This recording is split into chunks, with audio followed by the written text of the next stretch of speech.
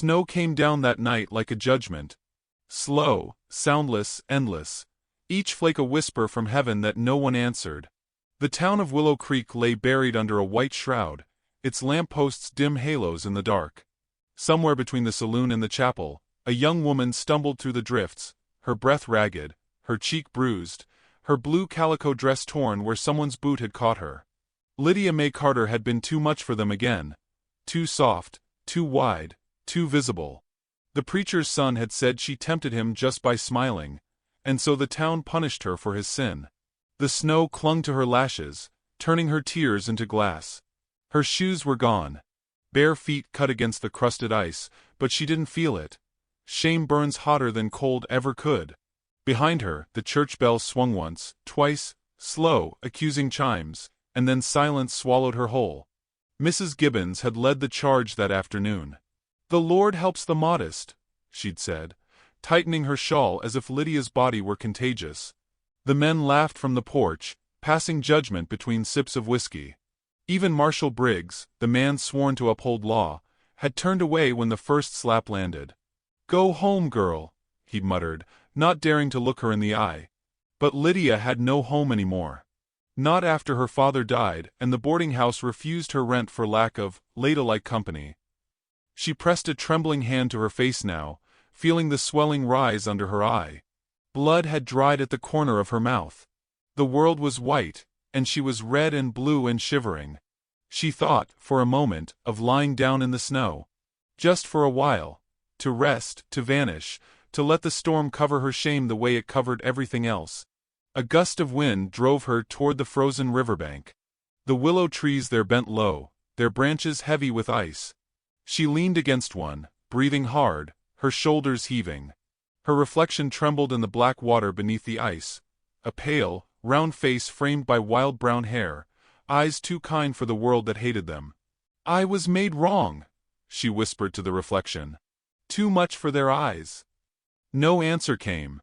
Only the long, low cry of the wind winding through the pines. In the distance, firelight glimmered. A cabin, maybe a hunter's. She took a step, then another, her skirts dragging in the snow. But the cold was deeper now, sinking into her bones, each breath a knife. The world tilted. Her knees gave way. She dropped to her hands and gasped, her fingers sinking into frost. From the woods beyond the river, something moved. At first she thought it was a bear, the shape too large, too deliberate.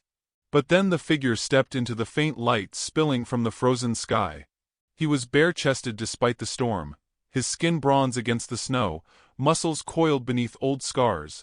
A fur mantle hung from one shoulder, and his long black hair was tied with leather strips. Around his neck glinted a small silver cross, oddly delicate on such a man. His eyes found her through the storm. Dark, steady, unreadable. Lydia froze. She had heard the town's stories of Apaches in the hills, savages, they called them. Thieves, killers, ghosts of the mountains. But this man did not move like a thief. He moved like silence itself had taken shape. "Stay back," she rasped, though her voice barely carried. He didn't. He crossed the frozen river with slow, deliberate steps. Each crunch of snow sounded louder than her heartbeat. When he reached her, he crouched beside her, studying her face with an expression she couldn't name. Not pity. Not hunger. Something older, something still. "You'll freeze," he said quietly. His English was rough but sure, a voice like stone warmed by the sun. She tried to rise, but her legs wouldn't obey. "Don't!" Her throat closed on the word. He lifted her as if she weighed nothing. Heat radiated from his chest, startling after so much cold. She wanted to fight him, to demand why, but her body betrayed her, curling toward the warmth like a child. He looked down at her again, and for the first time, she saw gentleness hiding behind the unshaven jaw and scarred brow. Snow collected in his hair. He didn't blink it away.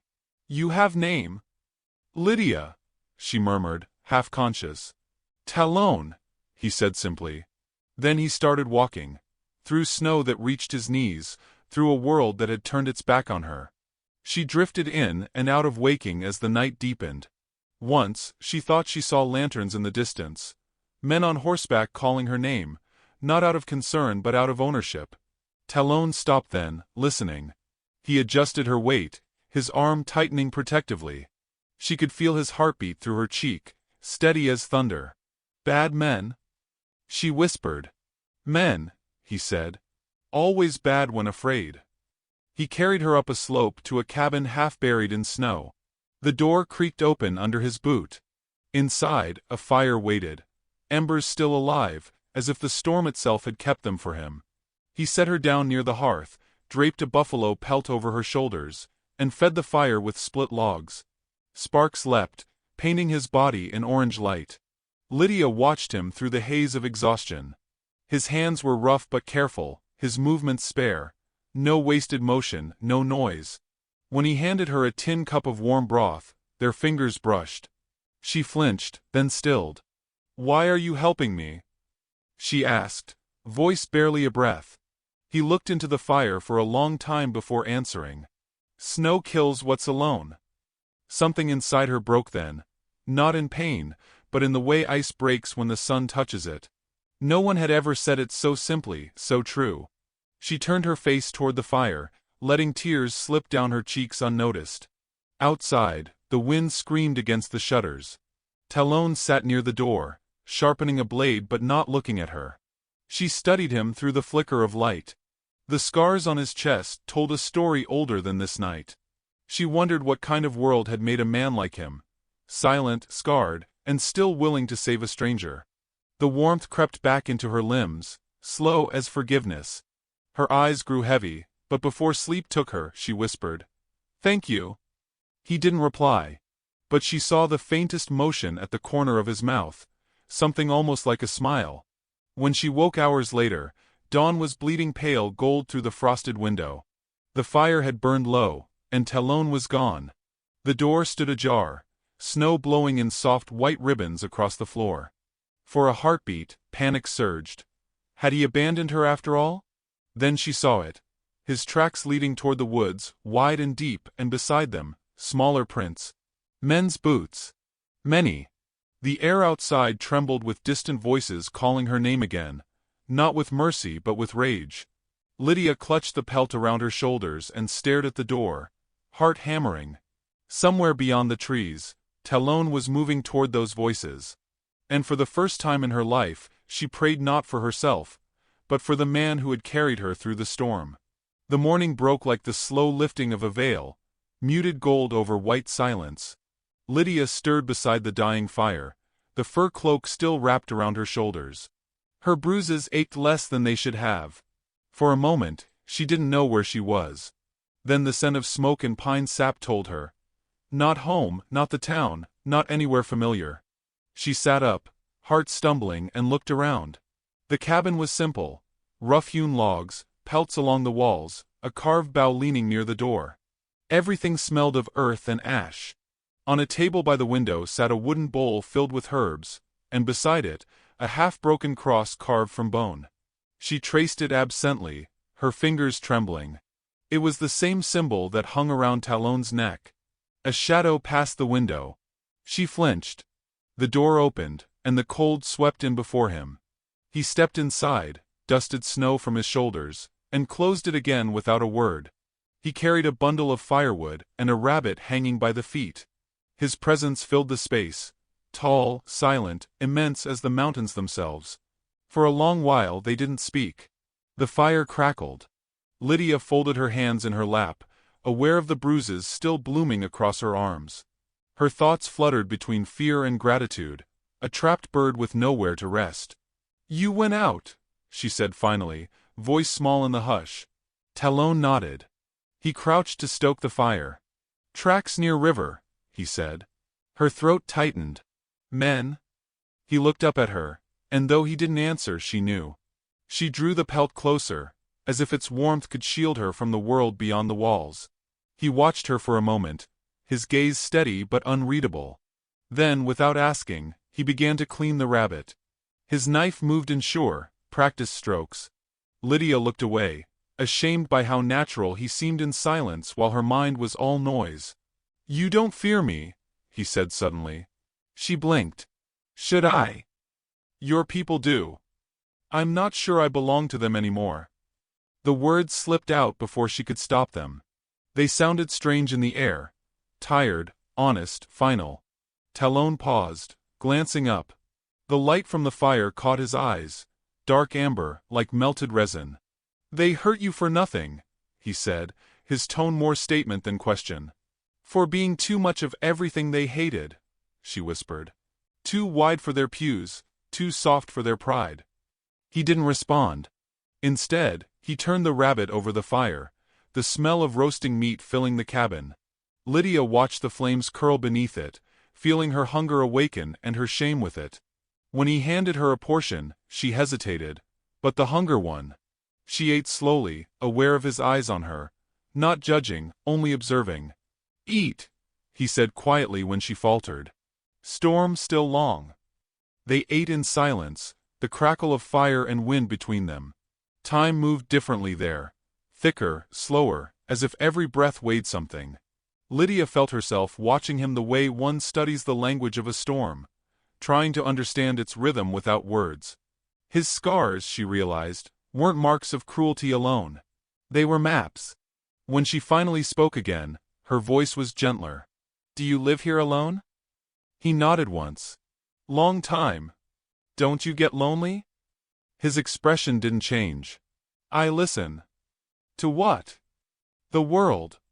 Lydia looked at him and saw the faint curve of his mouth, almost a smile. It disarmed her more than any sharp word could have.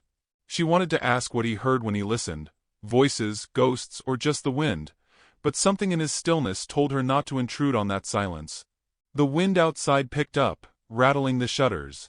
She drew nearer to the fire. Talon rose, took a fur blanket from the cot, and draped it over her shoulders without looking directly at her. His hand brushed her hair, light, accidental, and yet she felt the touch burn through her like a brand. Rest, he said. I can't, she whispered. Every time I close my eyes I see them. He crouched beside her again, elbows on his knees, his gaze level with hers. Then look at me. The command was soft but carried the weight of the hills. She met his eyes. They were not cruel, nor full of pity. Just steady, like something ancient watching the world spin foolishly around it. Slowly, her breathing steadied. Why are you helping me? She asked again. Because I saw what they did, he said, his jaw tightening. And because you look like someone who didn't deserve to die alone. The simplicity of it struck her deeper than poetry could. They sat that way until the wind quieted, and the world returned to stillness. Lydia's eyes traced the lines of his face, the high cheekbones, the scar along his jaw, the faint hollow beneath his collarbone where the firelight pooled. He was not handsome the way town men were. He was carved, weathered, elemental. And yet she felt something shift inside her, a quiet gravity pulling her toward him. When she finally slept, it was deep and dreamless. She woke to the sound of boots. Not his. Her eyes snapped open. Talon was already standing by the door, bow in hand. Voices carried from the woods, low, male, deliberate. Lydia's heart thudded. She crawled to the window and peered out. 3 men, rifles slung across their backs, faces she knew too well. Briggs and 2 others from town. Talon, she whispered, her pulse quickening. They found me. He didn't look at her. His voice was calm. Stay low. The men approached the cabin, snow crunching underfoot. Briggs called out, You there? Apache. We know you got her. Lydia's stomach turned at the word. How easily they spat it, how small they made it sound. Talon opened the door and stepped into the threshold. The cold slammed against him, yet he stood bare-chested, unmoving. Morning, Briggs said, smirking. Pretty little thing you've got in there. We'll be taking her back. Talon didn't move. She's not yours. She's everyone's concern, Briggs said. She's got debts, and she's wanted for. Lies, Talon cut in, his voice low, dangerous. Go. Briggs's smirk faltered. You don't tell me what to do, savage. The law's the law. Talon took 1 step forward. The men stiffened, hands on their guns. No law here, he said. Only snow. Inside, Lydia rose, trembling. She could see it unraveling. 3 rifles, 1 man, 1 breath away from blood. She stumbled to the door, clutching the fur around her shoulders. "Please," she cried, her voice breaking the frozen air. "Leave him be. I'll come with you." Talon turned his head slightly, eyes narrowing. Briggs grinned. "See? She knows her place." The words hung like smoke. Something in Lydia snapped, the same something that had been beaten silent for years. "My place," she said, her voice trembling but loud enough to carry, "is anywhere he says it's safe." The lawmen stared. Briggs's smile faded. "What did you say?" Before fear could reclaim her, Talon leaned close, his breath warm against her ear. "Act like you're mine," he whispered. "And they'll walk away." She turned toward him, her eyes wide. Then she understood. Slowly, she slipped her hand into his. It was the smallest act, yet it echoed through the clearing like a gunshot. The men shifted, uneasy. Even Briggs hesitated. Apache custom was known. No man touched another's claimed woman without bloodshed. "Fine," Briggs spat, lowering his rifle. "You want her, you keep her. But don't come crying when she ruins you too." He turned, spitting into the snow, and the others followed. Their figures disappeared into the storm's white blur. Lydia's knees nearly gave out. Talon caught her arm, steadying her. She realized her hand was still in his, and he hadn't let go. The silence between them was different now, heavier, charged. "They'll be back," he said quietly. "I know." She looked down at their joined hands, the roughness of his palm against her bruised skin. Then up at his face, so close she could see the snow melting on his lashes. "What happens when they do?" she asked. His answer came without hesitation. "Then I make them remember what fear is." For the first time since the storm began, Lydia smiled. Not because she felt safe, but because she finally believed she might deserve to be. Outside, thunder rolled low across the mountains, though no lightning came. Inside, the fire rose higher, licking gold against the walls as if it, too, had chosen sides. Days passed, or maybe weeks. It was hard to tell beneath the endless white. The snow had begun to melt in places, thin rivulets carving silver paths through the forest. Lydia learned to read the silence of the cabin. The hiss of logs meant warmth, the soft fall of ashes meant safety. Talon spoke little, and when he did, his words were spare but careful, like stones placed across a river so she could follow without drowning. She gathered firewood, cooked what little they had, mended the pelts he brought in from the hunt.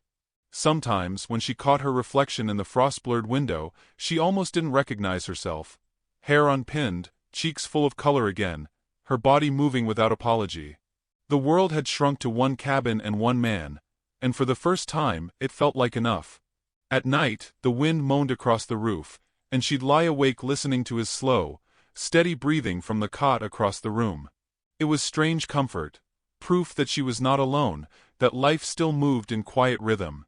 She wondered if he ever watched her the way she watched him, in the spaces between words, trying to understand what couldn't be said. Once, while she was washing clothes by the fire, she caught him studying her. His gaze wasn't like the men in town, no hunger, no mockery. Just a quiet searching, as though he were trying to remember something he'd forgotten about kindness. She looked up, their eyes met, and the air shifted. Neither spoke, but the silence had weight, the kind that changes everything without permission. Later that day, Talon returned from hunting with a cut across his arm. Lydia hurried to him, scolding softly as she cleaned it with warm water. Her hands trembled, not from fear, but from something deeper, an ache she didn't yet trust to name. When she wrapped the cloth around his arm, his fingers brushed hers, and she froze. He held her gaze, and for one long moment, neither moved. Then he drew his hand away, gently, like someone setting a fragile thing back on a shelf. "You care too much," he said quietly. "I thought that was a virtue," she replied. He shook his head. "In this world, it's a wound." That night, Lydia dreamt of her father's voice, telling her to keep her head down, to be small enough to survive. But when she woke, she found Talon outside, bare-chested in the cold, eyes fixed on the distant line of the valley. The early light painted his skin gold. She watched him from the doorway, realizing he wasn't just surviving. He was enduring, like the mountains themselves. And she wanted to be part of that endurance. But the world they had escaped had not forgotten them. It began with distant smoke, thin columns rising beyond the trees. Talon saw it first, his eyes narrowing. "Riders," he said. Lydia's stomach turned cold. "Briggs?" He nodded once. "And more." She stepped closer, her voice trembling. "What will they do if they find us?" "They won't," he said, though his hand tightened around the hilt of his knife. By midday, the sound of horses reached them. Dull, rhythmic thunder muffled by snow. Lydia stood by the window, heart pounding. Talon doused the fire, plunging the room into shadow. "Stay behind me," he murmured. Outside, the riders dismounted, their boots crunching on ice. Lydia heard laughter, the sharp clink of spurs. Then a voice she recognized. "Briggs. Come out, Apache." He shouted. "You can't hide forever. The law's waiting." Talon opened the door slowly. The light from outside spilled across the floor, outlining his frame. Tall, unarmed, but unyielding. Lydia stayed just out of sight, clutching the edge of the table so hard her knuckles whitened. Briggs and his men stood in a semicircle, rifles slung loose but ready. "I told you you'd regret taking her," Briggs said. "You think you can play husband to a white woman and get away with it?" Talon didn't move. "You have no law here." Briggs sneered. "The hell I don't. The preacher's dead, the town's blaming her for it, and guess who they'll hang if she don't show herself." Lydia's breath caught. "Dead?" she whispered. Briggs heard. His eyes flicked toward her shadow. "There she is. The murderer herself." "That's a lie," she cried, stepping into the doorway. The wind clawed her hair loose, and her voice broke in the cold. "He fell on the ice. I tried to help him." The men laughed cruelly. "No one's buying that," one said. Briggs lifted his gun. "Step aside, Apache. We'll take her back. Let the law do its work." Talon's voice was low, calm. "She's not yours to take." "Don't test me," Briggs growled. "You're already a dead man walking." For a moment, no one breathed. Then Briggs lunged forward, shoving the barrel of his gun toward Talon's chest. Talon's hand flashed out, faster than sight. The gun clattered to the snow. His other hand gripped Briggs's throat, not squeezing, just holding, reminding him how easily he could. The air thrummed with danger, sharp and electric. "Go," Talon said. Briggs's eyes blazed. "You'll hang for this." "Then I'll hang knowing I kept one soul safe." The words hung in the cold air, pure and final. Talon released him. Briggs stumbled back, clutching his neck, humiliated but alive. "You'll regret this," he spat, motioning to his men. "We'll come back with more. You can't hide from the whole town." The riders turned, their horses kicking up clouds of snow. Lydia stood frozen in the doorway, trembling as the sound of hooves faded into the trees. When silence returned, she turned to Talon. His face was unreadable, but his hands shook faintly. She reached out, touching his wrist. "They'll come again," she said softly. "They'll never stop." He looked down at her hand, then met her eyes. "Then we don't hide next time." Her chest tightened. "You'll fight them all?" "If I must." "You'll die." He shrugged, the faintest smile at the corner of his mouth. "Better than living like a ghost." She stepped closer, her voice breaking. "Don't you understand? If you die, they win." He looked at her for a long moment, the tension between them humming like a drawn bowstring. Then he reached up, his fingers brushing a strand of hair from her face. "You speak like fire," he murmured. "But fire burns what it loves." Tears welled in her eyes. "Maybe it also keeps it alive." For the first time, he didn't look away. The silence between them deepened, an entire language of pain and longing and fear. Outside, the snow began to fall again, softer this time, blanketing the footprints that led away from the cabin. Lydia stared through the open door, watching the white cover the tracks, erasing the proof that anyone had ever found them. She thought of the town, of Mrs. Gibbons's shrill voice and Briggs's sneer, of the preacher's empty eyes. The world would come for her again, and she didn't know if Talon could save her a second time. Yet something inside her refused to surrender. She was tired of shrinking to survive. That night, as the fire burned low, Lydia sat awake long after Talon had fallen asleep. His hand, scarred and strong, rested near hers. She studied it, remembering how easily it had shielded her, how gently it had held her. She wanted to touch it, to trace every line, but she didn't. Instead, she whispered to the darkness, "I won't be their shame anymore." The words felt strange, dangerous, holy. The snow outside kept falling, patient and endless, until the world was new again. And in that quiet, Lydia realized something terrifying and true. She wasn't afraid of the storm anymore. She was afraid of what she might become when it passed. The thaw began like a rumor. Slow, uncertain, impossible to believe after so much snow. Water ran in thin veins down the pines, and the frozen river broke open in the night, its voice returning with a sigh. Lydia stood at the cabin door, watching mist rise off the earth. Her reflection rippled in the meltwater, fuller, steadier. The bruises on her face had faded, but the ones inside her had simply learned to breathe without pain. Behind her, Talon moved quietly, mending a bridle, the rhythm of his hands steady as heartbeat. It had been a week since Briggs's men had ridden away, yet their shadow hung in every silence. Lydia had grown stronger. She chopped wood now, gathered herbs, learned to trap small game. Talon didn't stop her. He simply watched, teaching by presence more than words. Sometimes they shared stories, his about the mountain spirits that guarded the valley, hers about hymns her mother used to hum before the church decided her daughter was unworthy of grace. The way he listened made her voice tremble. It was the kind of listening that honored silence as part of the story. That morning, while she skinned a rabbit near the fire, she noticed the way the light fell across his shoulders, bronze and scarred beneath the furs.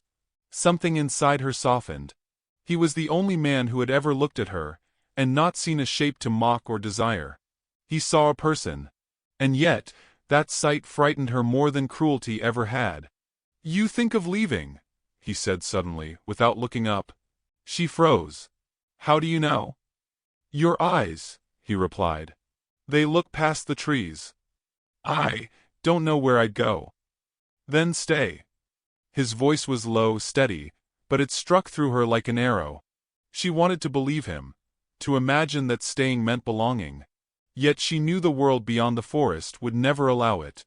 A white woman with an Apache man was a sin carved deeper than mercy. "Talon," she whispered, "they'll come again. You said so yourself." He tied the leather strap on the bridle and looked up. "Then let them." The defiance in his voice lit something wild in her chest. "And what if they kill you?" He stood, stepping closer, his shadow swallowing the firelight. "Then I die for what is mine to protect." Her breath caught. "You can't mean me." "I mean what the world tries to break." She turned away, blinking hard, unable to bear the tenderness in his tone. He had said the words like an oath, not a confession, and that made them even more dangerous. Before she could answer, the sound came, distant, dull, unmistakable. Hooves. Again. Talon's face hardened. He grabbed his bow and stepped outside. Lydia followed, heart hammering. Across the field, riders emerged from the fog. 5 this time, not 3. Briggs led them, coat flapping like a vulture's wing. Behind him rode 2 strangers, armed and grim. Talon stood his ground. Lydia saw his breath plume in the cold air, steady as ever. Briggs called out, "This is your last warning, savage. Turn her over, or we burn this forest down with you in it." Lydia stepped forward before she could stop herself. "You'll do no such thing," she shouted. "There's been enough blood." Briggs's eyes lit with cruel amusement. "There she is. Preacher's curse herself. You think hiding behind that redskin makes you pure?" Talon's voice cut through the wind. "Watch your tongue." "Oh, I will," Briggs sneered. "When it's nailed to a tree." He raised his rifle. The shot cracked like lightning. Lydia screamed, but Talon had already moved. The bullet grazed his arm and buried itself in the doorframe. He didn't flinch. He drew his bow, loosed an arrow. It struck Briggs's horse, not the man. The animal reared, throwing Briggs into the snow. Chaos erupted. Lydia ducked behind the cabin wall as the riders fired wildly. Splinters flew. Talon moved through the smoke and noise like a shadow, silent and sure. 2 of the men fell before they even knew where he was. Briggs scrambled for cover, cursing, his face twisted in rage. When the gunfire ceased, the forest went still again. 3 bodies lay in the snow. Briggs and 1 rider remained. Lydia stumbled out, trembling, eyes wide. "Talon, stop!" she cried. "It's over." But it wasn't. Briggs lifted his pistol from where he knelt, aiming straight at her. She froze. Talon saw the glint of metal, but there was no time to reach her. Briggs fired. The sound tore the world apart. Lydia fell to her knees, the fur cloak slipping from her shoulders. Smoke drifted from Briggs's pistol. He grinned, until he saw she was still breathing. The bullet had missed, striking the ground beside her.